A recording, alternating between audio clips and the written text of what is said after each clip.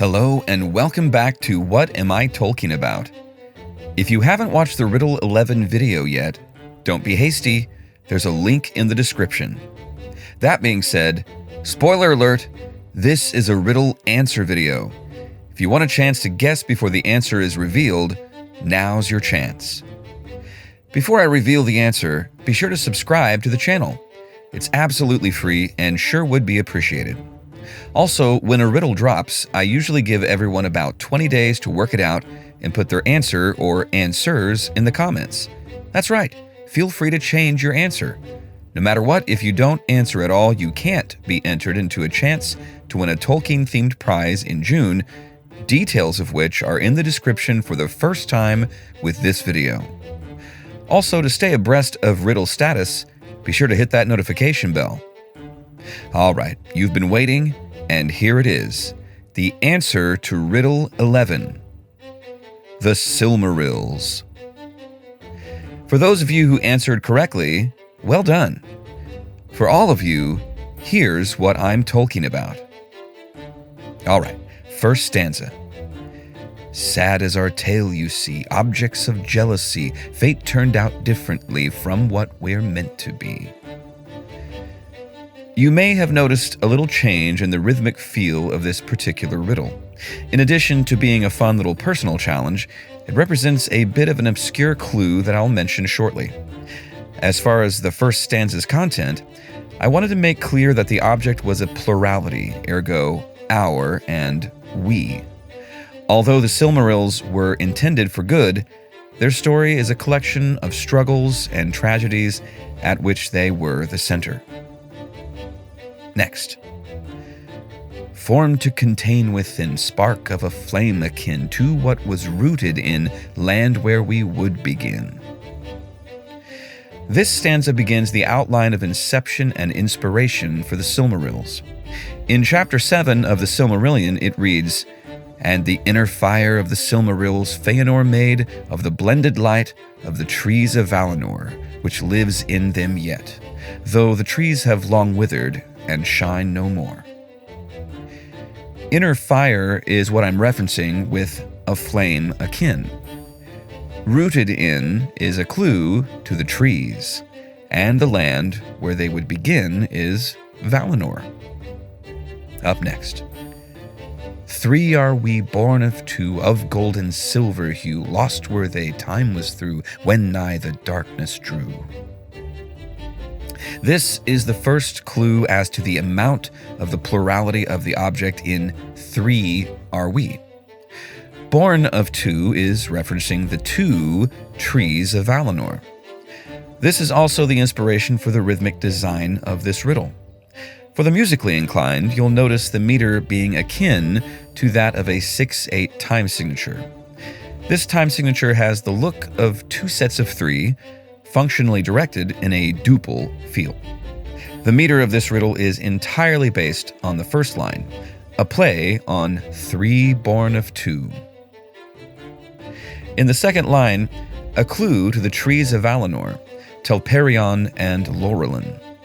Telperion was the tree of silver light, and Laurelin was the tree of golden light. The trees didn't exactly give birth to the Silmarils, but in them were wrought the light of the trees by the craft of Feanor, giving the trees a new life, so to speak. In the last two lines, I referenced the darkening of Valinor when Melkor, or Morgoth, and Ungoliant destroy the trees. Ungoliant is also described as darkness incarnate or an unlight. Continuing. Fortunate we were made just before plans were laid for an unholy raid that left them all dismayed.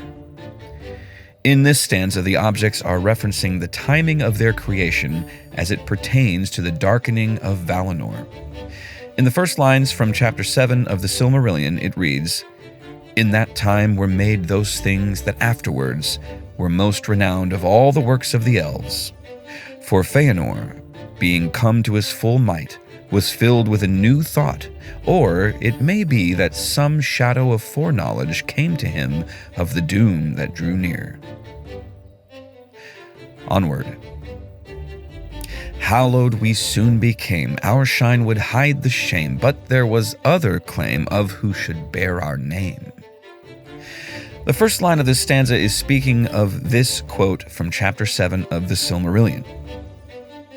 All who dwelt in Aman were filled with wonder and delight at the work of Fëanor, and Varda hallowed the Silmarils, so that thereafter no mortal flesh, nor hands unclean, nor anything of evil will might touch them, but it was scorched and withered. In the second line, the shame is that of the loss of the trees. In the third line, the other claim is simply that of Melkor/Morgoth, as it is said later in that same passage. Then Melkor lusted for the Silmarils, and the very memory of their radiance was a gnawing fire in his heart.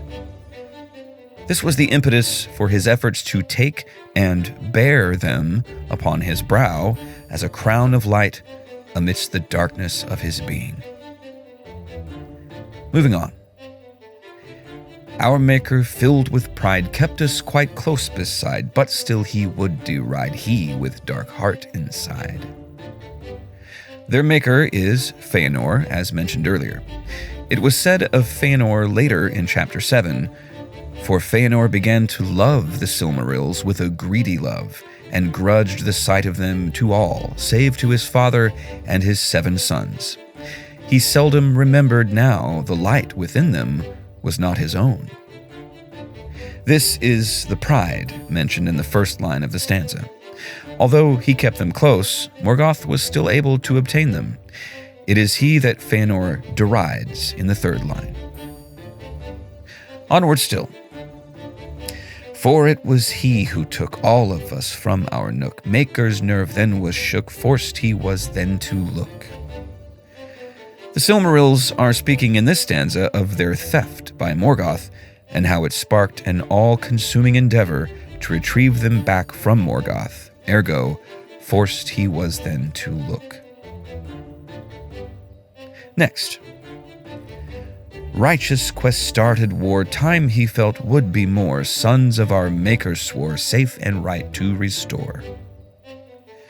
The quest to retrieve the Silmarils was righteous in the mind of Fëanor, though observably doomed to fall short of righteousness when Fëanor asked his sons to make oaths to recover the Silmarils, essentially at any cost.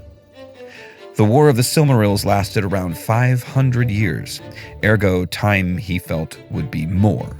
More in the sense that it would take longer than he would have life to see. To the penultimate. Strife and death followed suit, cursed it seemed all pursuit, envy and greed the root, honor, oath rendered moot. First off, a typo. In the written form it reads flowed, but I did pronounce my intended word followed.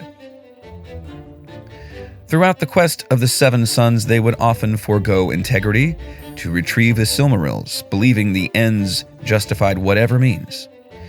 One is finally stolen from the crown of Morgoth by Beren and Luthien at great cost, and the other 2 do finally end up in the hands of the 2 remaining sons of Fëanor, Maedhros and Maglor.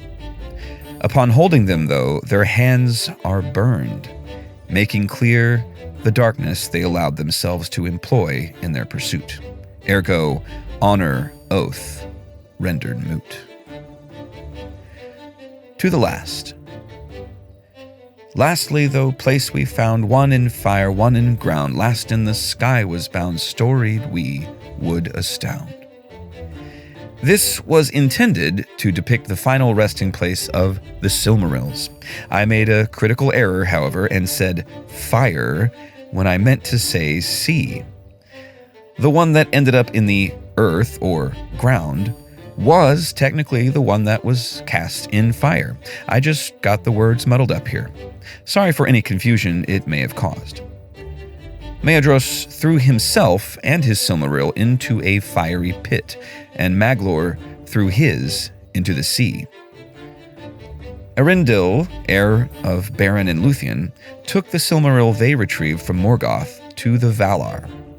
They then set that Silmaril in the sky, affixed to the mast of his ship.